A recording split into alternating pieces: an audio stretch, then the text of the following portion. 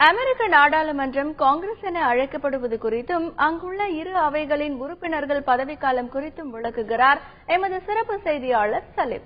இந்தியாவில் காங்கிரஸ் அப்படிங்கிற வார்த்தைக்கு நாம அரசியல் கட்சி என்று பொருள் கொள்வோம். அதே அமெரிக்காவில் காங்கிரஸ் அப்படின்னு சொல்லி நாம சொன்னோம்னா அவங்க நாடாளுமன்றம் என பொருள் கொள்வார்கள்.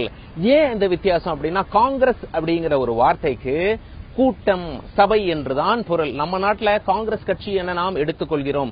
இந்திய பிரதமர் நரேந்திர மோடி அமெரிக்க காங்கிரஸில் உரை நிகழ்த்தினார் அப்படின்னா அமெரிக்க நாடாளுமன்றத்தில் உரை நிகழ்த்தினார் என நாம் புரிந்து கொள்ள வேண்டும்.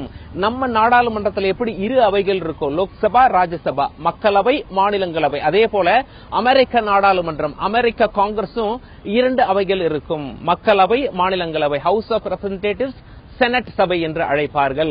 மக்களவையை பொறுத்தவரைக்கும் தேர்ந்தெடுக்கப்பட்ட தலைவர்களுக்கு பதவிக்காலம் 2 வருடம் தான். இந்தியாவில் 5 வருடம். 2 வருஷம் பொறுத்து அவங்க போய் மறுபடியும் மக்களை சந்திக்கணும், தேர்தலில் நிக்கணும். ஆனா செனட் சபை, அதாவது மாநிலங்களவை அப்படின்னு சொல்லி நாம எடுத்துக்கொள்ளலாம். அவங்க செனட் சபை அப்படிங்கறது அதுக்கு சரியான வார்த்தை.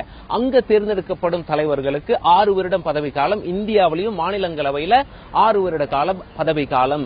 இந்தியா, அமெரிக்கா இரு நாட்டையும் பிரிட்டிஷார் தான் ஆட்சி பண்ணாங்க. 2 பேருமே பிரிட்டிஷாரிடமிருந்து சுதந்திரம் பெற்றோம். இந்தியா சுமார் 70 வருஷத்துக்கு முன்னாடி, அமெரிக்கா 250 வருஷத்துக்கு முன்னாடி. அதனாலதான் அமெரிக்காவை உலகத்தின் மிக பழைய ஜனநாயக நாடு என்று அழைக்கிறோம்.